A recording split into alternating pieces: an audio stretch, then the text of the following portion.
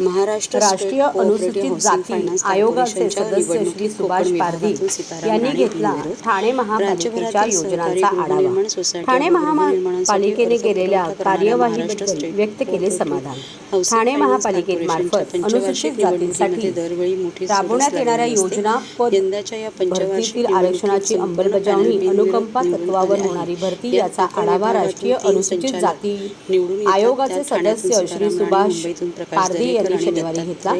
या योजनांच्या कार्यवाहीबाबत त्यांनी समाधान व्यक्त केले, तसेच अंमलबजावणीबाबत काही सूचनाही त्यांनी केल्या। त्याचा अहवाल राष्ट्रीय अनुसूचित जाती आयोगाला पाठवण्याचे निर्देश दिले आहेत। राष्ट्रीय अनुसूचित जाती आयोगाचे सदस्य सुभाष पारधी यांनी प्रथम विविध संघटना, स्वयंसेवी संस्था, कामगार संघटना आदींच्या प्रतिनिधींशी कैलासवासी नरेंद्र बल्लाळ सभागृहात संवाद साधला। या बैठकीस माजी खासदार श्री विनय सहस्त्रबुद्धे, माजी खासदार संजीव नाईक, अतिरिक्त आयुक्त 2 प्रशांत रोडे, उपायुक्त जी गोदेपुरे, उपायुक्त मनीष जोशी उपस्थित होते। अतिरिक्त आयुक्त 2 प्रशांत रोडे यांनी श्री पारधी यांचे ग्रंथ, बुके व शाल देऊन स्वागत केले।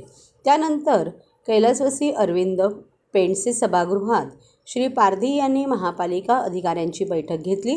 त्यात या बैठकीत महापालिकेतील आरक्षण धोरणांची अंमलबजावणी, पदभरती, वारसा हक्क भरती, पदोन्नती यांचा आढावा उपायुक्त जी गोदेपुरे यांनी मांडला। तर शिक्षण विभागामार्फत अनुसूचित जातींच्या विद्यार्थ्यांना दिली जाणारी शिष्यवृत्ती, विद्यार्थी संख्या यांची माहिती शिक्षणाधिकारी बाळासाहेब राक्षे यांनी दिली।